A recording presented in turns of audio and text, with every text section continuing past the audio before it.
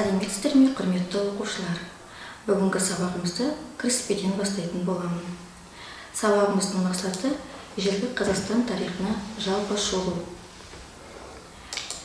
Тарих сөзі араб тілінен аударғанда оқиғалар туралы әңгіме деген мағынаны білдіреді. Адамдардың басынан өткен жағдайларын жүйелі түрде баяндайтын ғылым тарих ғылымы болып табылады. Тарихқа қосымша пәндер археология, этнография, нумизматика, тарихи география, шежіре тану және тағы басқа пәндер кіреді. Адамдардың өмірі мен тіршілігі туралы заттай деректерге сүйеніп зерттейтін тарих ғылым саласы археология деп аталады. Археология атауының мағынасы ежелгі гректің архаус ежелгі логос ғылым деген мағынаны береді. Еңбек құралдары жасалған заттардың ерекшелігіне қарай археологтар адамзат дамуын мынадай дәуірлерге бөледі: тас дәуірі, қола дәуірі және темір дәуірі. Жалпы оқулықтың мақсатына келетін болсақ, мектеп оқушыларына тарих барысын бірізділікпен, жан-жақты етіп түсіндіру, адам мен қоғам дамуының барлық кезеңін қарастырып, балаларға оның себеп-салдарлық байланыстарын үйрету. Мәселен, ауа райының суытуы киім мен тұрғын үй дайындауға себепші болды. Мұздықтардың еруі үлкен аумақтарды су басуы адамдарды балық аулауға мәжбүрледі. Олар қайықты ойлап тапты және балық аулауға құралдар жасай бастады. Оқулық 53 тақырыпқа бөлінген. Авторлар материалды логикалық және хронологиялық тәртіпті сақтай отырып, тарихи бірізділікпен беруге тырысты.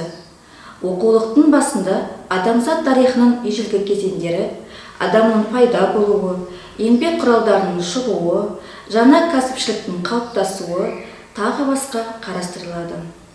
Мұнда ежелгі адамдардың шаруашылық әдістеріне ерекше көңіл бөлінді. Олар дамудың бұл кезеңінде табиғаттың дайын сыйын пайдаланып, өздері әлі ештеңе өндірмеген еді.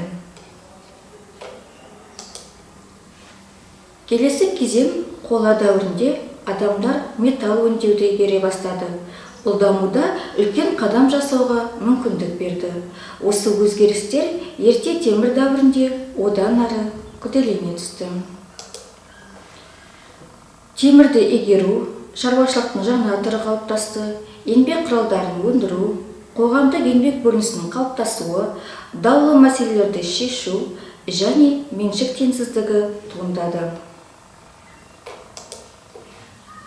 Оқулықтың ерекше атап өтетін артықшылығы адамның рухани және шығармашылық тұрғыдан өсуі, дүние танымының жетіле түсуін авторлар ғылыми таным түсінікпен жеткізді.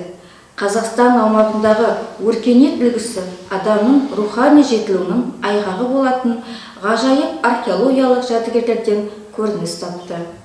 Оларға Таңбалы шатқалындағы петроглифтер, Қаратау беткейі мен үстірттен табылған жәдігерлер, Есік, Берел қорғандары және тағы басқа орындардан кездесетін атақты ан стилінде жасалған заттар жатады. Халқының туған жерінің тарихын оқыған жеткіншек елінің болашағын ойлайтын азамат болып шығатыны анық.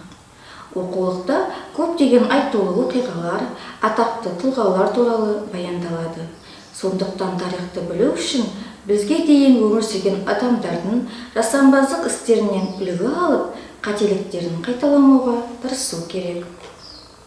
Ендеше оқушылар, бүгінгі сабағымызды қорытындылай келе, келесі тапсырмаларға назар аударамыз. Қазақстан тарихының кезеңдерін жоғарыдан төмен қарай ретімен орналастыр. Жақсы балалар. Келесі тапсырмаға көшетін болсақ, ежелгі Қазақстан тарихы қандай кезеңдерге бөлінеді? Жақсы балалар, бүгінгі сабағымыз аяқталды. Сау болыңыздар.